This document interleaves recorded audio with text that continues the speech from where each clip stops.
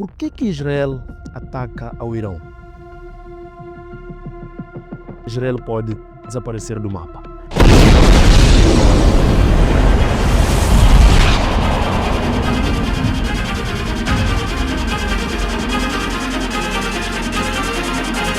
A paciência dos Estados Unidos da América está a se esgotar.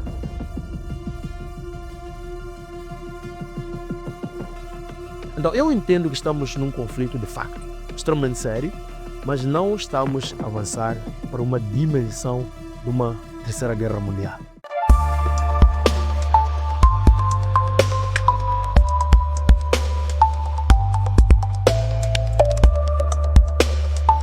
Sejam todos bem-vindos ao Diplomacia em Perspectiva, com Hilário Chacate. Este é um novo produto que nós lançamos no mercado. Contamos muito com a vossa participação ou o vosso apoio para o crescimento ou a consolidação deste produto que nós achamos que será uma verdadeira marca em Moçambique. E quero agradecer, portanto, esta oportunidade que Bantus KPS me oferece para podermos juntos colocar no mercado este novo produto. Para o programa de hoje, colocamos-nos um grande desafio, que é discutir ou debater em torno de um grande assunto que está neste momento a mexer com toda a estrutura internacional. Estamos a falar do conflito entre Israel e Irão. Queremos tentar perceber, neste primeiro episódio, quais são as causas deste conflito. Queremos olhar um pouco para o histórico das relações entre Israel e Irão. Queremos perceber as implicações deste conflito a nível, em primeiro plano, da região do Médio Oriente, mas também queremos olhar para as implicações deste conflito a nível sistêmico, olhando para as partes secundárias deste conflito, quem são, portanto, os interessados neste conflito.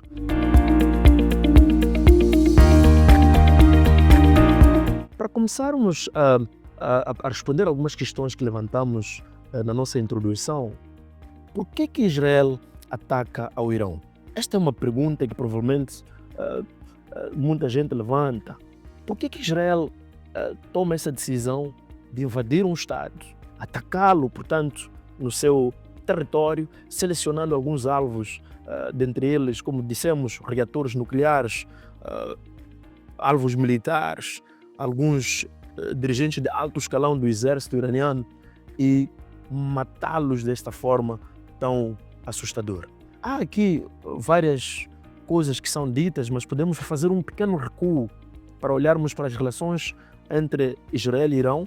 É preciso dizer que em 1948, quando Israel declara a sua independência no dia 15 de maio deste ano, Irão foi um dos primeiros estados, paradoxalmente, a apoiar ou a reconhecer Israel como um Estado, enquanto todos os outros Estados árabes, como é o caso do Egito, Síria, Cisjordânia, dentre vários outros, degladiavam-se ou tudo faziam para que Israel não conseguisse se instalar na Palestina como um Estado.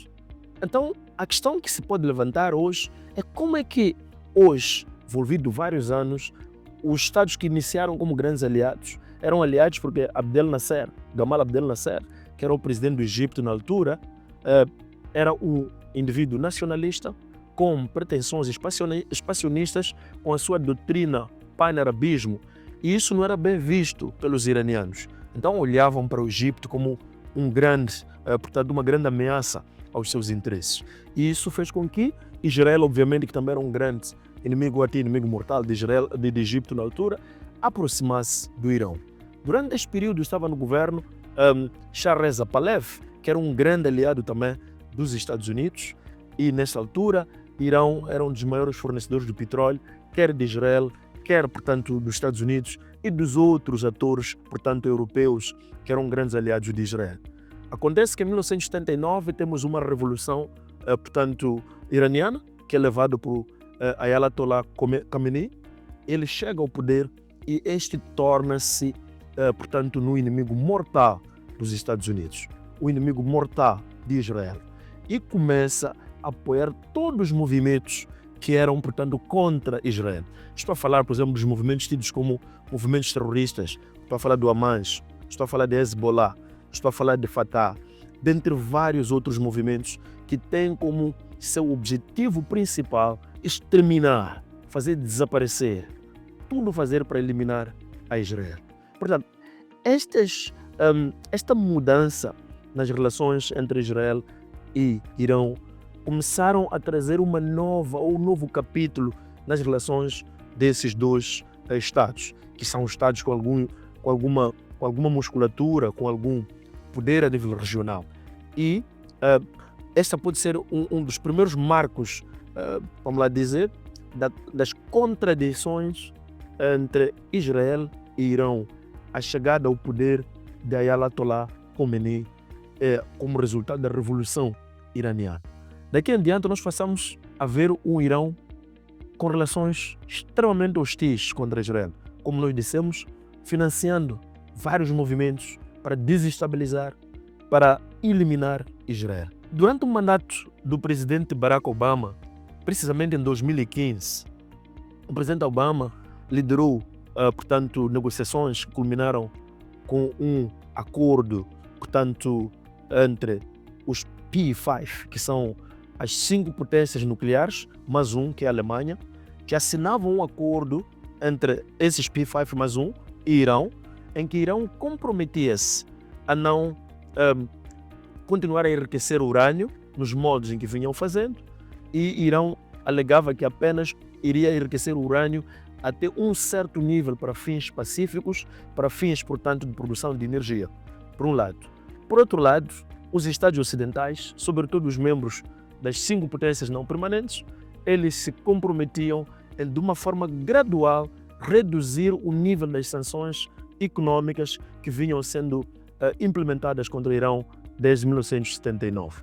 Este acordo parecia trazer uma mudança profunda nas relações entre o Irão e os Estados, portanto, ocidentais. Chega ao poder o presidente Donald Trump em 2016 e o presidente Trump, é preciso lembrar que quando o presidente Obama e os Estados, portanto, esses que eu fiz menção, estou a falar do Reino Unido, França, China, Rússia, Alemanha, assinaram este acordo, Israel sentiu-se bastante desconfortável. O presidente, ou primeiro-ministro de Israel, Benjamin Netanyahu, chegou a afirmar que este acordo era o pior erro da história, porque ao permitir Irão ter acesso às divisas que poderiam advir da venda do petróleo e retirar as sanções contra o Irão, que segundo Israel é o maior financiador do terrorismo a nível do sistema internacional,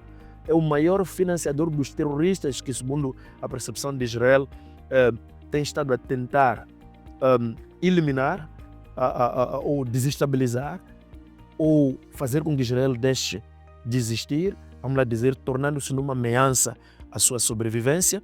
Por isso, no entendimento de Benjamin Netanyahu, este acordo tinha sido o pior erro da história. Por isso que o Donald Trump, quando chega ao poder, em 2018, ele sai deste acordo. O Donald Trump declara, mais uma vez, o Irão como um dos maiores financiadores do terrorismo a nível do sistema internacional. Portanto, este é o contexto das relações tensas entre Israel e Irão.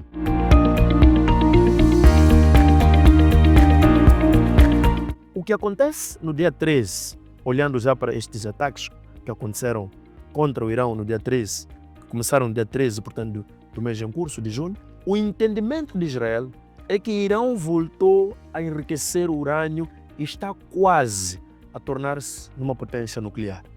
E Israel entende que se Irão torna-se numa potência nuclear, isso pode ameaçar a sua sobrevivência.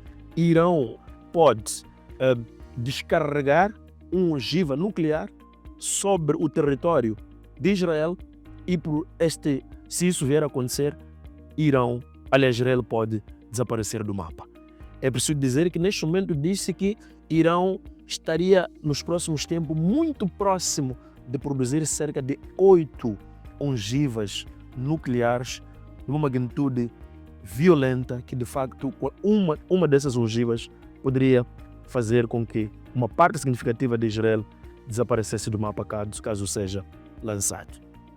Talvez a pergunta interessante aqui seria: neste caso Israel tem razão, ou Irão tem razão, porque Irão neste momento está a retalhar.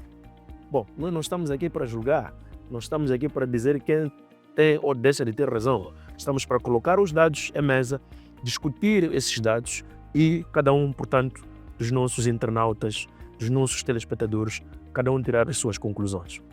O que nós podemos dizer é que Irão tem estado a responder a esses ataques. Já temos dados que mostram que cidades como Jerusalém, como Tel Aviv, dentre várias outras cidades dentro de Israel, foram profundamente afetados pelos bombardeamentos, pelos mísseis lançados pelo Irão como uma forma de retalhar.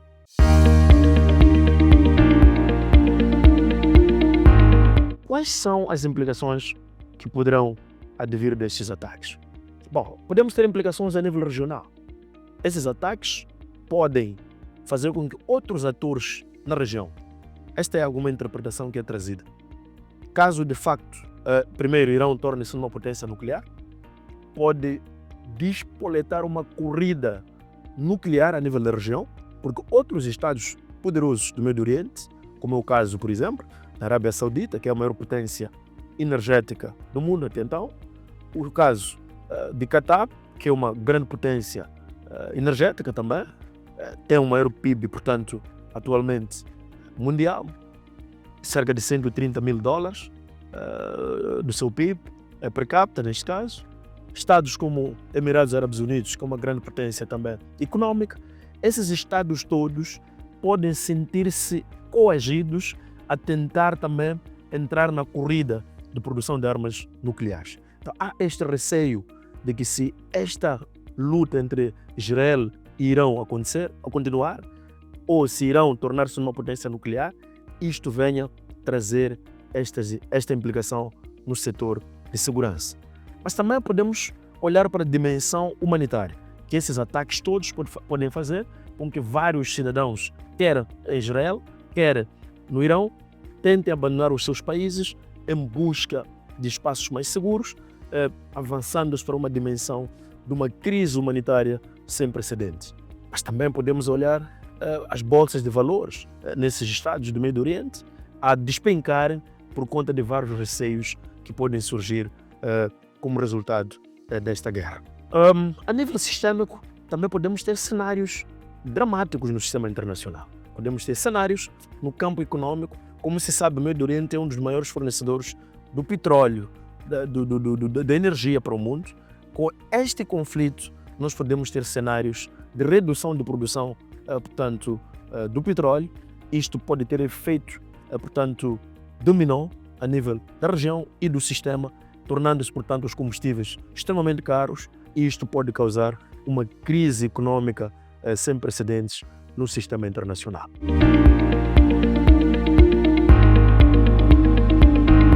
Quais são as partes interessadas, as partes secundárias neste conflito? Está claro, o presidente Trump já disse neste momento que a paciência dos Estados Unidos da América está a se esgotar. Já estamos a olhar para um cenário em que esta guerra começa a ganhar contornos, portanto, de magnitude sistêmica. Estamos a dizer que a União Europeia já posicionou-se em relação a esta guerra, a dizer que Israel tem direito de autodefesa. Isto começa a mexer com vários atores do sistema internacional. É preciso dizer que a Rússia é um grande aliado do Irão e, neste momento, o Irão, como se sabe, alguns drones estão a ser usados para combater na Ucrânia, são, portanto, de fabrico iraniano. Significa que Irão já está, portanto, a apoiar a Rússia na guerra do Irão e, obviamente, que a Rússia tem o dever, vamos lá dizer, uma obrigação moral, obrigação, portanto, a vários níveis de apoiar o seu aliado. Isso pode levar, portanto, a Rússia também a meter-se nesta guerra em favor, portanto, do seu aliado. A China também já posicionou-se. E a China, a sua posição é que Israel não tem direito de atacar, portanto, ou invadir a um Estado soberano, como é o caso, portanto, do Irão. Como podemos ver aqui, fica evidente que este conflito que está a acontecer entre Israel e Irão pode não terminar apenas com atores regionais, pode envolver outros atores, pode nos levar para uma dimensão muito mais, portanto, ameaçadora para o sistema internacional.